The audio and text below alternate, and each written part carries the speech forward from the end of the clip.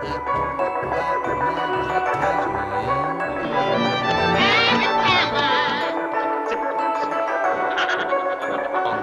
wrong. Innkeeper. Got sexy lights? Lay it on. How did you know you could do that? I was very clever. Jerry Lewis's comedic genius had the power of bringing a smile on millions of faces. His infectious laughter and the profound sense of comedic timing made him the powerhouse of the genre. But isn't it shocking how behind those comedic quirks, Jerry's life held onto a dark side that we never got to see? Join us as we reveal a shocking discovery about the comedian that left everyone shocked: Jerry Lewis's early life. The king of comedy wasn't born into glitz and glamour. His career expanded across 8 decades. While the honing of his success and celebrityhood happened much later in his career, Jerry Lewis was a star from the get-go. His origins are indicative of the American dream. He was born into a humble and hard-working family that lived paycheck to paycheck. Even Jerry's early life as a boy is marked by working odd jobs alongside his parents. But of course, all of that early hustle would pay off in the years to come. Jerry Lewis was born on March 16, 1926 at Newark Beth Israel Hospital in Newark, New Jersey. His parents, Daniel Levichand and Rachel Levitch, were Russian Jews. Daniel and Rachel had migrated to New York from the Russian Empire where Jewish persecution was rampant. Even though Lewis was a United States native, there's a huge mystery around his official birth records and his official details like his name. The name Jerry Lewis is a known moniker in the world of comedy. But in his autobiography from 1982, the comedian admitted that his birth name was actually Joseph, after his maternal grandfather. Well, of course, Lewis would know better. Yet there's not enough evidence to corroborate his claims. There are at least 3 official records where Jerry Lewis is named Jerome Levitch. His original birth certificate, the 1930 United Consensus, as well as the one from 1940, have registered him as Jerome as well. In fact, the correct details about his birth hospital are muddled too. But there's one thing that we can actually substantiate. Jerry Lewis was born a performer. You can say that perhaps Lewis was destined to be the man that he was in his prime. Since both of his parents were performers in one way or another, conquering stages and box offices was Jerry Lewis's birthright. Daniel Levitch, born in 1902 in New York, was a master of ceremonies and vaudeville entertainer. He went by his stage name Danny Lewis. His career was aided by his wife Rachel, who acted as his musical director. But primarily, she was a piano player for the radio station WOR. Due to his parents' jobs, Lewis was exposed to many artistic pursuits. He was only 5 years old when he began to perform in the Catskill Mountains in New York alongside his parents. Lewis made his debut in New York's Borscht Belt circuit. His first song was "Brother, Can You Spare a Dime?" Soon after, Borscht Belt had become the future comedian's only home. Oddly enough, this is where Jerry learned the ultimate art of engaging with an audience that would sometimes be the epitome of a tough crowd. As part of their contract, his parents were supposed to do 4 shows per week in the Borscht Belt. While his parents performed, Lewis did odd jobs as the towel boy, bus boy, and server. Remembering his early tough life, Jerry said, "My dad had a repertory company, and in order for me to function and be with my mom and dad, they wouldn't pay for me as part of the repertory company, so I worked as a bus boy, either that or a towel boy or tea boy. But I made probably more money than anyone on the entire staff because I entertained everyone that I was dealing with." While delivering towels or tea, Jerry would sing for the audience or run his pieces to get a wave of laughter. The times were tough. But according to the comedian himself, the experience he got at such an early age was tremendous. And well, that shows. By the time Lewis was 15, he had polished and arranged a comic routine called The Record Player. As part of his character, he would mime and silently mouthed the lyrics of the popular songs that were commonly listened to on phonograph off stage. At such a young age, Jerry Lewis had achieved quite a feat. But at the same time, his carefree antics jeopardized his teenage years too. In his later life, Jerry had some regrets about how he lived his younger years. So what exactly went wrong? The teenage years. Newark natives had a rare vantage point in Jerry's formative years. And according to their stories, he was the resident troublemaker of the town. Due to his reckless nature, Lewis wasn't exactly popular among the ladies, but he was known to be charming as he would join support rallies for World War II, and sometimes he would steal his relative's limousine to take a ride around the town. And when he wasn't busy stealing fried chicken and pies by sneaking into kitchens, he would be creating a ruckus in his neighborhood. This is perhaps why Jerry Lewis didn't take his education very seriously, something he regretted at the prime of his career. He used to attend Wequahic High School, which didn't exactly boast quality education or excellent facilities for its students, but that hardly mattered. Jerry was expelled from the school in his freshman year. The reason for the expulsion was unknown until Barbara Rothschild, a student from Wequahic, got access to the comedian's file in the principal's office. According to her, when the principal was at the weekly assembly addressing the student body, Jerry, being Jerry, made a Jerry comment, which everybody laughed at. But the principal did not take to that very kindly, so Jerry was thrown out. After being expelled, Jerry decided to study at Irvington High School, as he had an aunt with an address there. But that educational journey was also short-lived, as Jerry decided to drop out at the age of 16. Apparently, he had grown tired of the principal's blatant anti-Semitism and had decided to leave the school out of anger. Once again, Jerry would regret this decision much later in his life.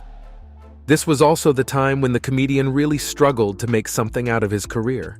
He knew that his calling was comedy, but to support his dreams, he had to work odd jobs again. Without a high school diploma, his resume wasn't very lucrative. So he began to work as a soda jerk and theater usher for Suzanne Plachette's father, Gene, at the Paramount Theater.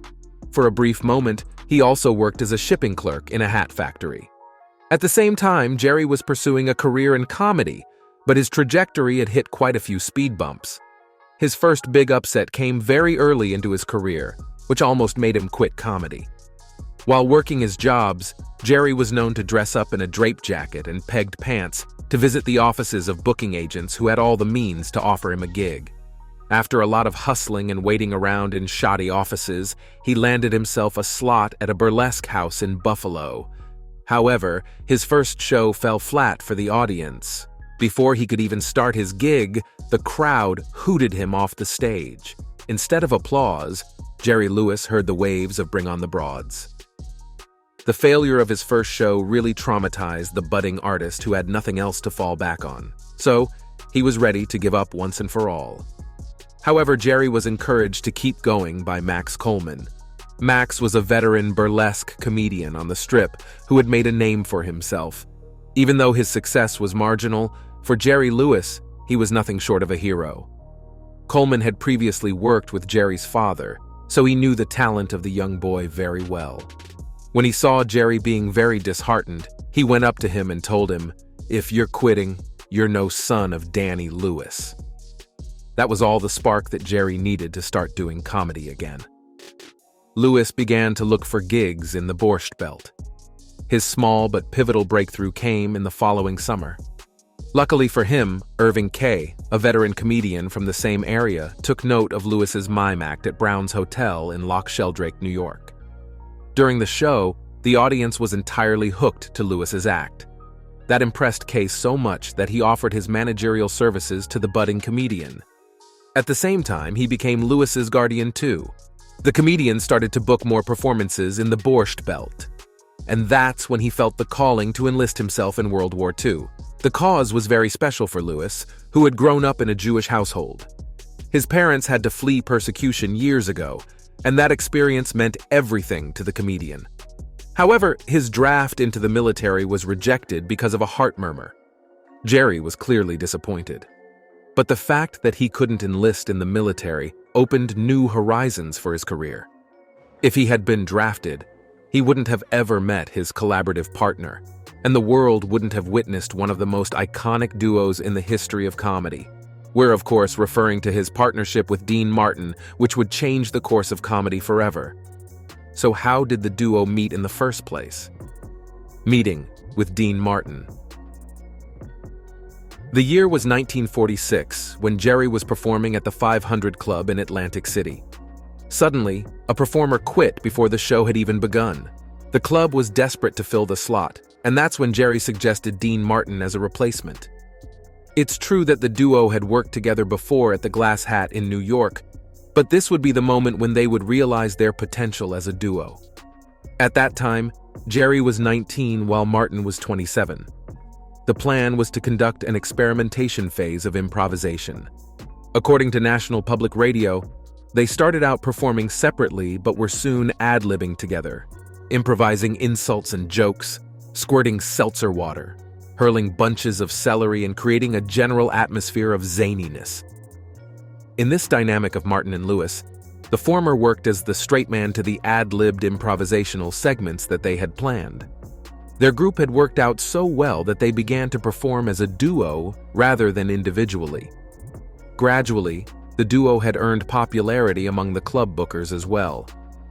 In less than 18 weeks, both Jerry and Dean had seen an exponential boom in their earnings. From earning $250 per week, they had started to make $5,000 in the same time frame. So there was no going back.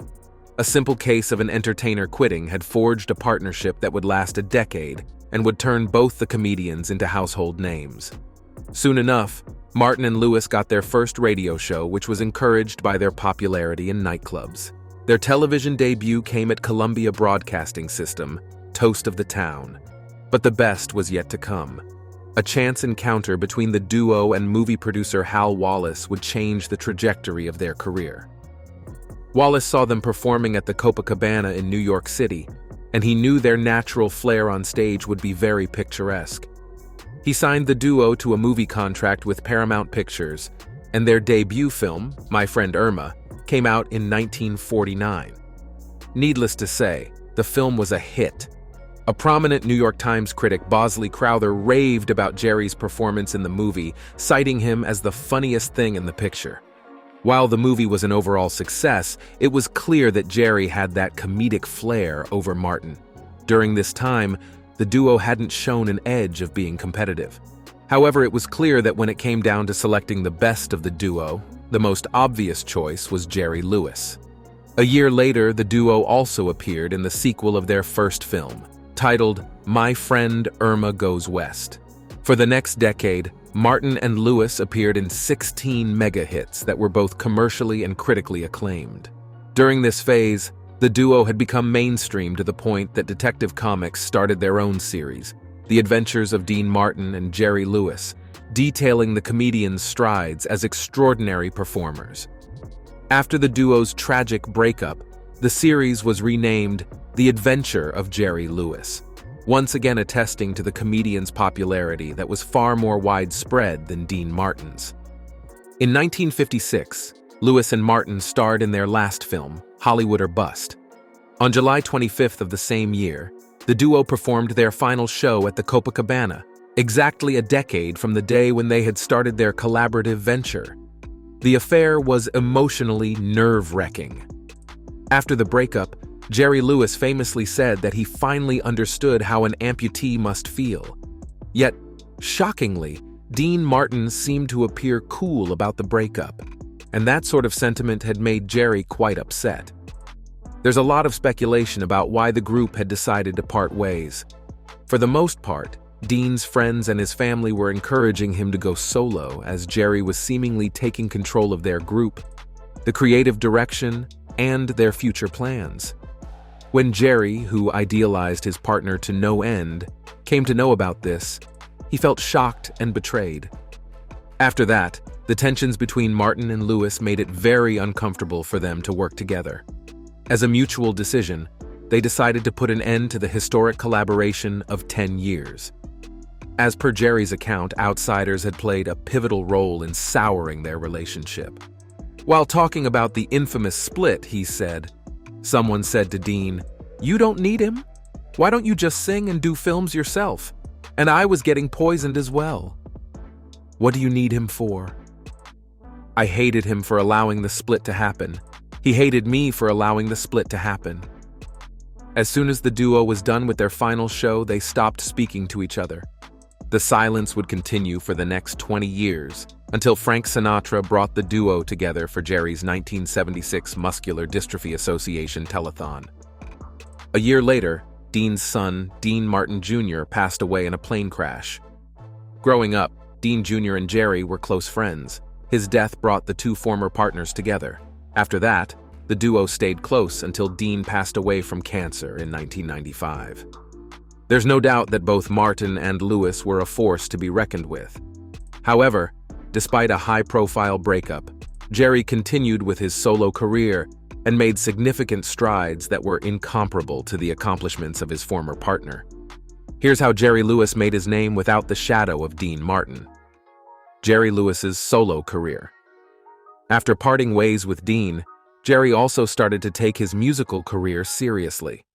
His album, Rockabye Your Baby, was distributed by Decca Records, and it sold around 4 million copies.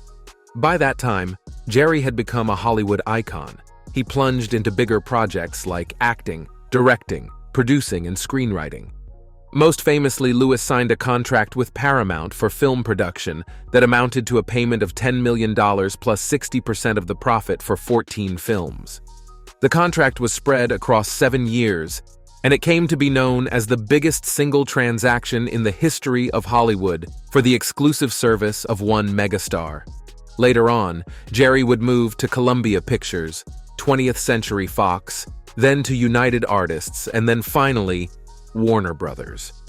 Throughout his movie tenure, he worked on films like Three on a Couch, The Big Mouth, Don't Raise the Bridge, Lower the River, and Which Way to the Front.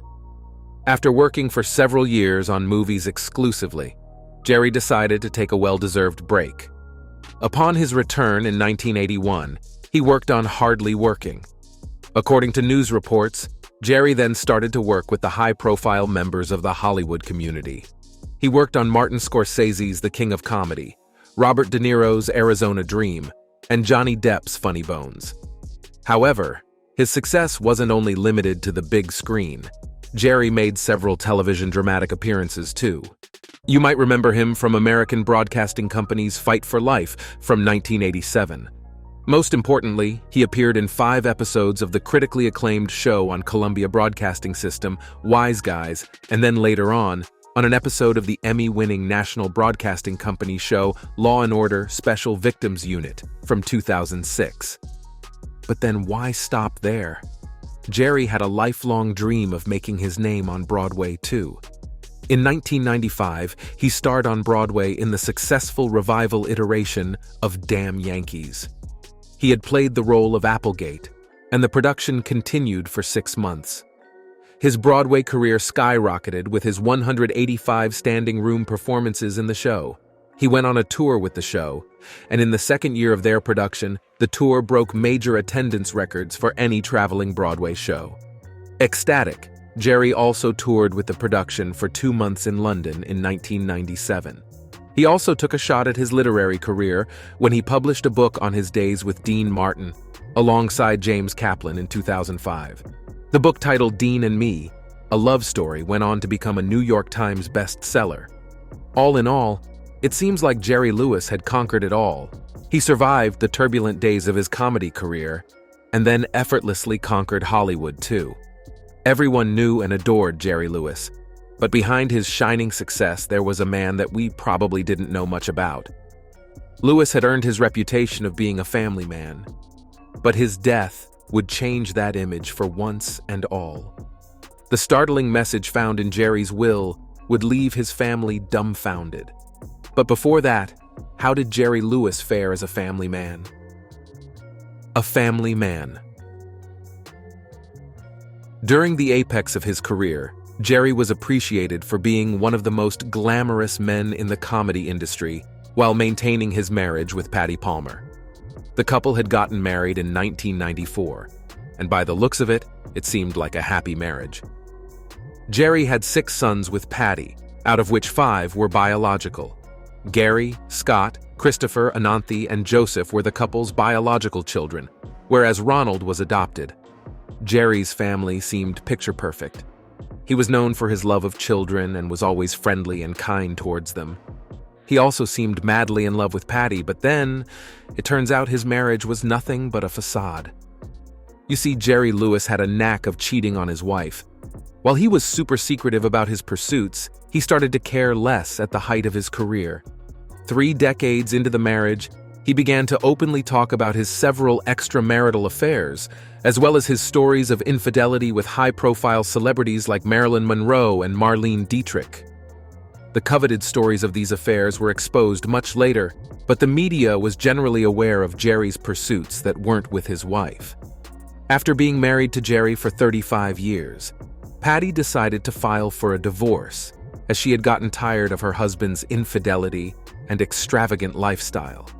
There's not much to go about this, but it was generally claimed that Jerry was more into spending money on his lavish trips and girlfriends than to invest in his family's house. Patty had several issues with his lifestyle, and when his affairs became highly publicized, she filed for a divorce, which was finalized in 1983. In the same year, Jerry got married to Sandra Pitnick, who had won a role in his movie Hardly Working. This time around, Lewis was a bit private about his marriage and his affairs if he had any. The couple also decided to not have children of their own and decided to adopt their daughter Danielle, who was born in 1992. Sources close to Jerry reveal that he had a desire to become a girl dad, which hadn't happened in his first marriage with Patty. And well, believe it or not, this issue would become a decisive matter when Jerry Lewis wrote his will. So, what went down? Jerry's death and his controversial will. Jerry suffered from a number of health problems following his back injury sustained in a comedic pratfall. In the aftermath, Jerry had gotten addicted to the painkillers called Percodan for the next 13 years. Eventually, he would curb his addiction, but by then, it was too late. He had contracted acute cardiac problems and would suffer through 2 quick, successive heart attacks. In addition to cardiac problems, he also had prostate cancer, diabetes, and pulmonary fibrosis.